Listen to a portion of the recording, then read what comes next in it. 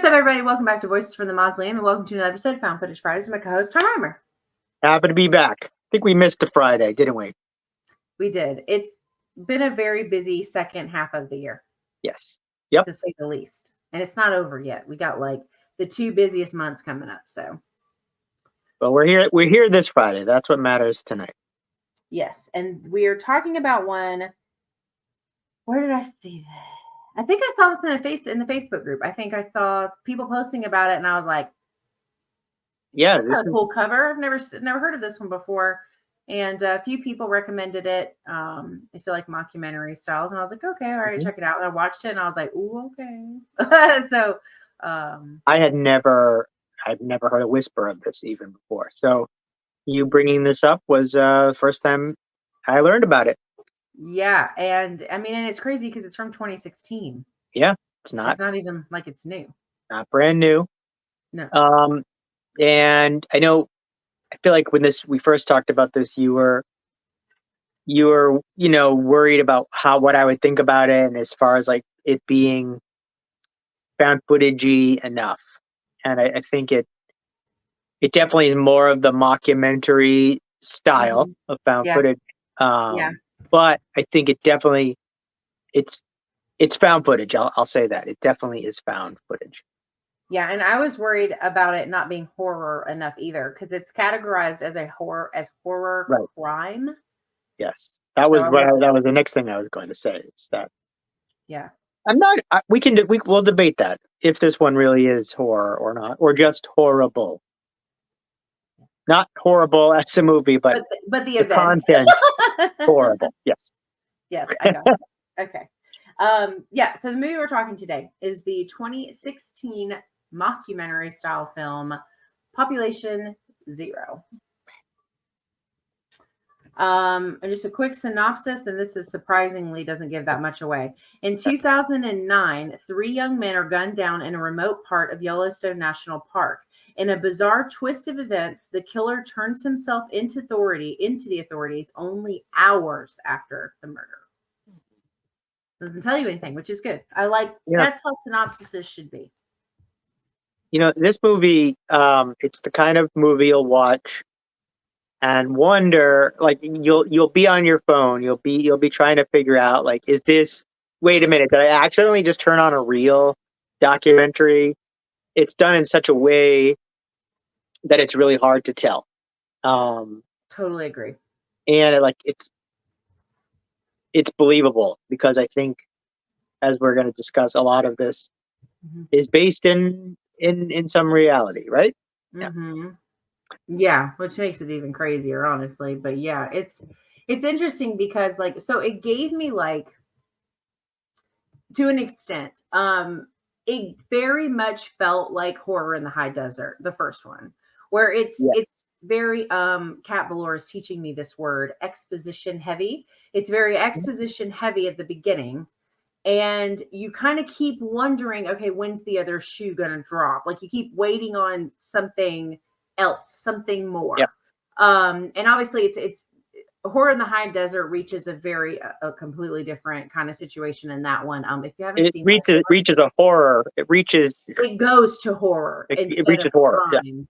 Yeah, and this definitely goes more to crime. So this is more like real life horror, true crime. Yeah, true crime. Yeah. If you haven't seen our review on Horror in the High Desert, we did 1 and 2. It's in the playlist. So I think those are some of our highest rated movies we've done, right? Yeah, I'm so ready for 3. I don't know when that's coming out. He doesn't know either, I don't think. Which is fine. It doesn't matter. We'll watch it when it comes out. Gotta have Dutch on this show. Yeah. Yeah, we got to. But yeah, this very much felt like that, though, in the sense that I was intrigued. I wanted to know more about what was going on, and I just kept waiting for it to get crazy, get out, really get kind of crazy.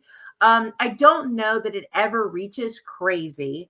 I do like some of the twist elements, the story as we get more of it, the things that actually happened and all of that. I actually really did like those. I don't make a lot of time for true crime, but I do really like true crime. And so I thought that was, and as far as believability, definitely in my opinion, believable. from the acting to the setup to the Mhm. devices and the computer usage to the, I mean, everything. Like I just thought it Yeah. was super believable. I found myself, on IMDb, like, are these real actors? Like, and Yeah. and Yeah. I think so that's it's one of those. Yeah, definitely engaging. The acting is awesome. I mean, it's wonderful. It's very Yeah. believable. More than believable. It Yeah. feels like a real, like I say, like a real documentary. Um, but yeah, it doesn't get to where like Horror on the High Desert gets to, where you're like, okay, this is a horror movie. It Yeah. basically, while incredibly, as I say, engaging, Yeah. like I was really into it. Like, and I don't watch much movie wise by myself that's not horror these Right. days. Me, And yeah, so, same. but it still had me the entire way. I was not Yeah. bored. I was really into it. Hmm. Um, so take that for what you will. Yeah, and I think the guy who's the cameraman has done some other things. I think I can't remember specifically things we've talked about or not. So the person I was thinking of is Adam Levins. He is a he directed this. He plays the cameraman as well. Yeah. But he did The Passenger from 2006 and City of Rats in 2009. But The Passenger, I feel like, was one that got a lot of, like, people really talked about it. Huh, I don't Um, know that one. or maybe not. That's a newer, no, yeah. I don't know. The Passenger, yeah, 2006. Sorry. Um, anyway, but I feel like, so I've kind of heard his name around before. But I don't think I'd seen anything that he had been a part of until this. He plays the camera guy, and like I said, he's the director, but He they've sort done of some looked, other things together. he did sort of look familiar to me, and I would say that I actually also thought the bad guy. I thought he looked familiar to me too. Hmm. I couldn't place either of them. I just thought He looked there's familiar to something me too. vaguely familiar. Yeah. Yeah, I know Adam Levins has done other films, and then Julian, which is the face of the Yeah. whatever, whatever you want to call it, the camera, the host of the, or he's not really a host, but you know what I'm saying. Hmm. He's done a bunch of other things as well, and then yeah, there's nothing on the guy that played the bad guy. I'd have to look into it more, um, but yeah, I mean, I really liked this. I think for what it was, I didn't I guess because I didn't watch it, because when I find these movies I go in blind. I don't watch anything on them. I don't watch I just watch them and see what happens, and then halfway through I'll either message you and say never mind, don't watch that, or I'll Yeah, say, oh, okay, this is yours. that happened this weekend. It did happen this weekend. Only I had to pay for that one, so. But there have been plenty that I have not had to pay for and been like, oh, never mind. But Yep. this one was one that yeah, it didn't, like you said, it didn't go so much into the horror side of things, but I still thought that it was like, yeah, you said pretty much everything I would say. It's really engaging. I cared about what was going on. I thought that the tie-ins at the end were really well done. I liked the way it ended. I was Very. happy with that. Yeah. Uh, Yeah. but yeah, It's I a liked it. it is like horrible, and like the story is really hard uh to watch. But Mhm.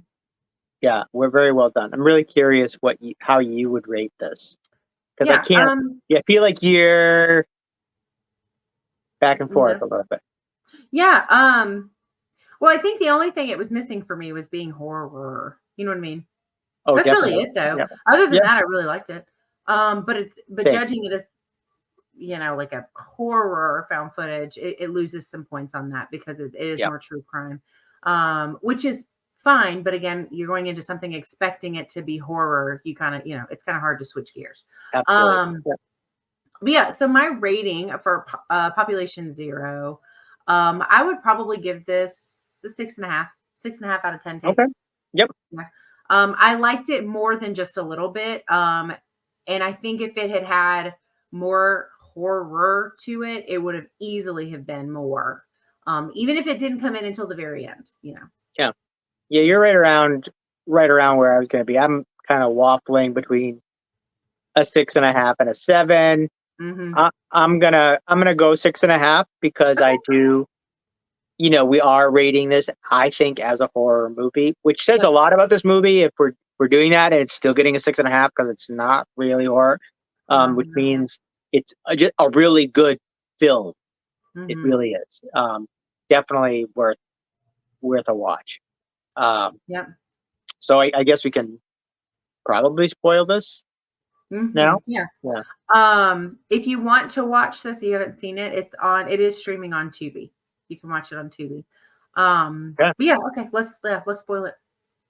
So yeah. So this movie features, or this mockumentary um, features a certain loophole. Um, and I'm not going to do a good job explaining it, but That's okay. apparently, Angel informs me this loophole may actually be a real thing, um, and that a lot of the elements of this movie are based in reality, even if the actual story itself is not. But Right. there's this strange loophole in the Constitution, which basically says, um, you know, you know, I'm not even going to do a good job explaining it, but you have to be, if you're, to be tried, you need to be Yep. tried by, a jury of people from, your area. We all know that. Yep. But Yep. there's this one strip of land in, is it in Yellowstone? It is of Yellowstone. Of It goes Yellowstone, into Idaho, Idaho. Idaho, sorry. I knew it Yeah. was one of the islands. Idaho. You're right. And it's just like this Yep. really skinny strip of land that whatever this loophole is sort of covers. And in this stretch of land, the population is zero.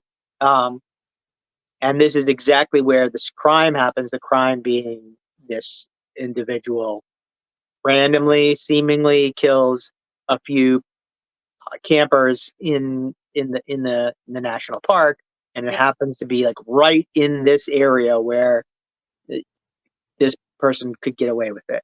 And Yep. so a lot of the movie is them trying to figure out, was this a coincidence? Is this a random thing? Or is there a reason behind this? Was it intentional? And Yeah. what you find out is that it was most certainly intentional. Um, Yeah. that's what it seems like, at least.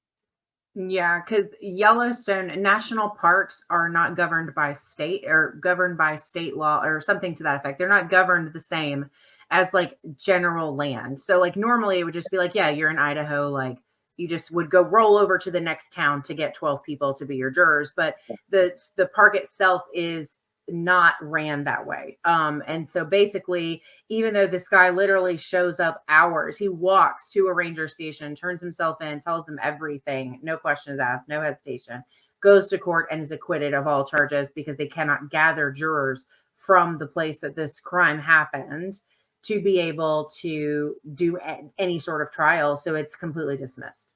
Yes.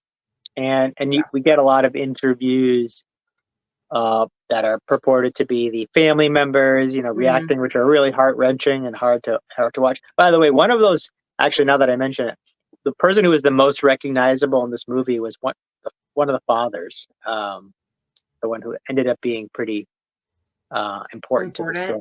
Yeah, What was uh, he, he? Who was he?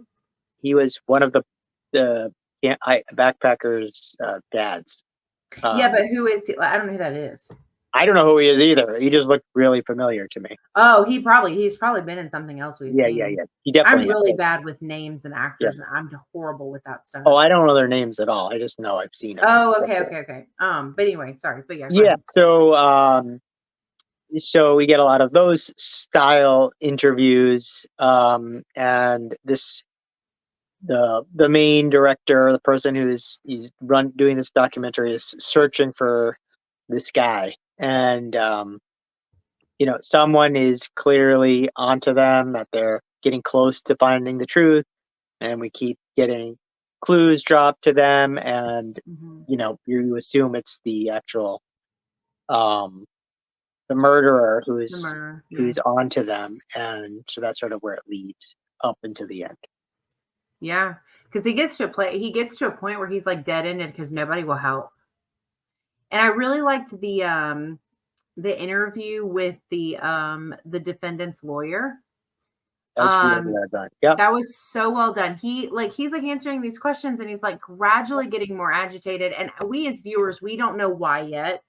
We're not sure because this is before the loophole is explained. Because it Yep. takes them, they do dance around that a lot. It takes them a really, I'm like, can you just please tell me like what They it is you're reference driving the loophole a lot. Yeah. Before they tell you before what they it is. explain Yep. what it Yep. is. Yep. And I'm thinking in my head, I'm like, there's no way, there's nothing. They've got what in the pot. This is going to make no sense. And then come to find out this is a real thing in real life. And they use that, to tell this story. But when he Mm. starts getting agitated and he's like, you said you were coming in here to interview me about this, not to talk about this. I'm not talking about this with you. And all these things because I mean essentially the guy's like you helped get a murderer off with like Yep. no consequences. He just got to go home and he murdered 3 people. Like, and at that And, point we yeah. have we have no idea what the motive was, what happened. Like this is just strictly, this is the beginning of or really the setup for most of the story. And I loved he like gets up and walks out. And it was like that just all felt like, I mean, and this Very is one of real. those moments like you were saying where you're like, man, let me look this up real quick and see So, it. and that, that was sort of wondering, how did you find out that this loophole it actually exists and is a real thing? Because the movie's been out since 2016 and there's all kinds of articles about it Really? referencing, because you can find art. So like if you look like literally if you Google is the loophole in population zero real, you'll get a ton of stuff. Okay. But Interesting. it is apparently a real issue. They should probably fix that. Yeah, no kidding. Well, and the other thing, yeah, and I don't know, Yeah. like I don't know. That is such a crazy thing to me. But like the part with like the family, like especially the mom of the son whose dad Yeah. is the bigger player. That mom, she was so heartbreakingly convincing. Like when she goes over to there's like this one part where she's like walking him through the house and she's That's a showing him different mom, but I know who you're talking about. it is a different mom. It's Yes. not the one Yep. for the main. No. Okay. The blondie looking Yes. mom. She had like Yep. blonde. Yep. Yep. She was so heartbreakingly convincing. Like she was like walking through the house and she's showing all these pictures of stuff. And she literally like she gets over to the drawer and she takes that one picture out and then she just like put it back and you're just like, Yeah. It felt oh very my real. God. Yeah. So, and those scenes like that reminded me of Lake Mungo because one of the things that made Lake Mungo so good for me was how invested I was and how sad and upset these families were. And I wanted justice for them, And you get a little bit of that in Horror in the High Desert too, Mm-hmm. I would say. Like the interviews are with the survivors, the people who were left behind. Yeah. And so it has sort of that feel. Yeah. Um, Yeah. yeah. And so eventually they figure out he's onto them, and they are able to track this guy down. I forget his name, but they're able to track him down. He eventually calls them, right? Yeah, he reaches out to them. Yeah, he reaches out to them, calls them, wants to meet with them. The videographer doesn't want to go, obviously. He like storms out. He's like, F this, like who would want to go? But they end up going anyways, and he does sit down for an interview with them and wants to explain why he did what he did. And prior to this, and it's literally, I think, like right before that, is when we get the interviews with the people who knew him, the murderer. And that's when we learn that his daughter died in a house fire and then his wife died of cancer. Yeah. He's had like one of the most tragic sort of story. I mean, just absolutely tragic. So this is why I say this, it's not horror, but it's horrible. Like, truly. Yeah. And I think like, because then Julian, the guy that's the like main face of the documentary or whatever, he and that's his real name. I can't remember if that's his character name or not. But anyway, that guy, he's like, he starts finding these little things. He's quite the detective, and he goes around and he finds these things. And once he starts to make those connections, that's when people stop talking to him, and that's when our murderer reaches out to him, and they get an interview with him, essentially. Yes. Yep. And the interview is just as terrible, Intense too, because you intense. like they literally just walked into the house by themselves with someone who was known to have shot and killed 3 people. Yeah, I mean, what's crazy is I could see that happening. Like there are reporters out there who, for the story, some for the fame, would the accolades would do something like that. So it's believable. Like um, people who want the Pulitzer Prize or whatever, you could see them going to those extremes, even Yeah. though it feels like in some ways really far fetched to think anybody would do that. Would put themselves in a position like directly in harm's way to get that sort of an interview. Hmm. Because they don't, as far as we know, they don't have any sort of protection or way of defending Especially not themselves. standing there holding camera equipment. No. One of the guys like filming from out the camera guy, they have him like filming outside, like through a window. That was the guy that didn't want Yeah, to yeah. go. But he Yeah. was there just outside. Yeah. Um, and so did we get anything more from the bad guy? Did we get anything more from him, like as he tells his story, like anything that was like Yeah, really that's when it connects the dad and the oil company. Is the oil company? No. right? Okay, yeah, that's where you get the Water reason. company? It's Water? so it's like a fracking company. So That's what so it is with yeah, yes, with the specific type of thing that breaks up. Yeah. Okay. Yeah. and so the as we find out, there's some picture or something where they start getting a clue about this, but basically Hmm. the there was a fracking company that was owned by one of the fathers of one of the people that he murdered, Yeah. and this company was responsible somehow for the tragedy involving his daughter, in this, And his wife. and his wife, right? And so he stages, I guess he staged in a way. This it was very intentional. He found these three, and the what's explained in the movie is that he probably ended up killing all of them because um, made it less obvious that he was going after just the one Yeah. son of the I don't know if it was the owner or the CEO of this fracking company. So Something though. Somebody high up. yeah, so really terrible. And then what happens, Angel? How does this So story? he gets his heart-wrenching story out about all the things he went through, how they didn't care, it was their fault, they didn't change anything, they weren't doing the right things. Because he explains what fracking is, which is a real thing, and that it's dangerous and all the reasons Yep, that like you shouldn't do it. And so he's finishing the story. He pulls out a gun. You immediately are like, oh no, he's about to kill everybody in this room and then himself. But then he skips some steps and he just kills himself in front yeah. of these 2 camera guys. Or I It- mean these 2 documentary. and that was probably the most terrifying moment in the movie. He stands up. It's like the angle is Mm-hmm. awful, like because you don't see his face. You Yeah, see, because he was just sitting in a yeah. chair for the interview. So Yeah, it's like a yeah. real interview. He stands up, and you just see him from like the chest down or something like that, and It's so and you're something about that is so like, and oh he's like reaching behind himself to get yeah. his gun, and so you assume he's going to, take it out on these two, but he doesn't.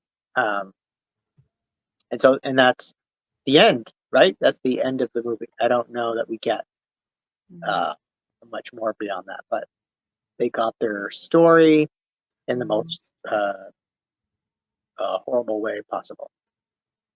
They got the Yeah, truth. it's like listening to I think the things for his story is it kind of goes back and forth because it's like it's a hard line of like, yes, he's a murderer. What he did was completely messed up. There's no excuse for that. He killed innocent people that were not, like it's absolutely bad. And then you start to hear these stories about what happened to him. And even though it's still bad, you're just like, you can't help but on some level feel bad for him. Like what he did was wrong. He should have definitely been to jail, gone to prison, and he didn't. But like also the grief side of it is really easy to relate to. As like, well, if something like that took away everything that you loved, I mean, we've seen how many like Marvel movies like that, but you get Sure. my point though. It's very like, it's such a relatable feeling because like, no matter what role we are in our families, like we want to keep them safe and protect them. And when they're taken from us, it's like, well, what do you do? And I believe even then the director or the person interviewing him, when he says all this, he says like, but you, I think he like is exclaims something like, you killed these innocent people. Like, how can you be okay with Yeah. that? Something like that. I don't know the wording, but Yeah. something to that. Uh, Yeah. And it's the same as every revenge thing. It's like, oh, well, I wanted them to feel what I felt, to have everything taken away from them. And um, yeah, it's hard because like, I mean, as a parent, I don't know. Like, I don't think about those things, right? But it's like one of those things. I mean, I would do anything to protect my son, and if something happened and I wasn't able to, I don't know what I would do. there's But an it's, that you say that there's an interesting line earlier in the movie mhm. where one of the mothers says, like, what do you? They ask her, like, what do you want to happen to him? And they said, Oh, we want him to feel what you're it's like to right. lose everything. And so it's interesting because in the end, you find out that he did lose We everything. did. So that's exactly why he's doing this, is because he lost everything. So Yeah, that's the motivator. If there was ever going to be a logical motivator, it'd be that one. yeah, Have everything taken from you. But the scenes where they're talking about like what happened to him, and it's like what like one of his guy friends and like his wife's best friend, I think is the female that he talks to when yeah, he's interviewing. But like the way they talk about yeah. this loss, and oh my god, it's painful. Like I say, if someone told me this was real, I I don't know that I'd have a reason to believe him. Except, I mean, the end. Like, I can't imagine a real documentary like that would Oh exist. yeah, and then they're like, Um, "Here's our finished film." Yeah, no, no, he wouldn't. They wouldn't end it like that. Like, so that's where it really truly is found footage by the end. Not necessarily horror, but found footage, because a real documentary would not be produced in that way. Would not be. They wouldn't. They wouldn't deliver to us looking like that as a finished no, product. So, no. um, so that's how it ends.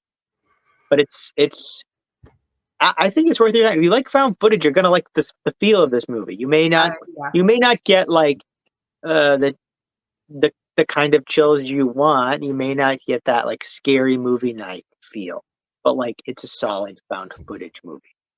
And I think there have been others, at least one other, where we were like, I'm not so sure that this is horror, but it's found footage, and I would say this is in that category. I can't think of what other movie I that would know. fall in, Yeah, it but was one other specifically that wasn't. yeah, But it was another one similar in the sense that it was like a real human act, like a yes, versus like a slasher style or something more like, so yeah. yeah. Yeah. Well, I like this one. I cannot believe that we hadn't heard of it. That kind of blew my mind. Just for the simple fact that it's categorized as found footage horror. So I'm just really yeah. surprised that It's probably um simply because there's people who, if it's not like more traditional horror, they won't even group it with found footage movies. But this one is. I mean, it's on Tubi grouped with other horror movies, so it it's sort is. of it's a little surprising. Yeah, very. Yeah. But I really liked it. I thought it Yeah, definitely made me feel a lot of things. It very much felt like Horror in the High Desert, Lake Mungo, Savage yeah, Land, that same style, getting you invested in the story before anything really starts kind of happening. And then um it does have an insane ending, but not in the same level, not the same way that like those other films do. right, It's just right. different, but it's It's but the yeah, overall feel feels like those movies, though. Yeah, even if the end feels different, but the movie on the whole feels very much stylistically like those. yeah, yeah. No, I totally Yeah. agree. Yeah. Okay. Well, we don't know what we're doing next, do we? We know one of them. We do? I forgot. The one with November in the title, Reportage November. Right. Reportage November. Yes. Reportage November is next. Yes. So it will. Yeah. And because it's November, I don't know if it's going to have anything to do with November, but It nothing happens. about It this takes movie. place in November. Okay. So if you want to watch or talk about that with us, or watch it If, because you've already if, seen it, or if, you're gonna get ready for the episode, that one is also on Tubi. I think so. That sounds right. If anyone out there knows any Thanksgiving themed found footage movies, I know there's a new Thanksgiving horror movie coming out, Yep, next week. which Eli was Roth. filmed in this wonderful state, as it Was should it? be, That's awesome. as it should be. Wait. Yeah, it's filmed in Plymouth, Oh, it where was. filmed and Oh, branded. Yeah, so well, that makes sense. which is very cool. Yeah, We will finally have a Christmas one this year. a Christmas found footage movie. Yeah, it's out. Christmas tapes. It was one of the ones I was following for us to cover last year, but it didn't Right. come out in time. Okay. So I know we're going to probably cover that one in December. But I don't think there is unless Reportage November is Thanksgiving themed. That might be the closest we get. Yeah, it's got November in the name though. Sure does, accidentally. Yeah. So that one is, that's on TV. So Reportage November. It's Reportage November. Swedish, I think. So there's subtitles, but perfect. Yeah, but we'll be talking about that one next week. Okay. Well, so thank you guys so much for hanging out with us on this Found Footage Friday. Have a good weekend. Enjoy your week, and Tom and I will see you next Friday. See you then.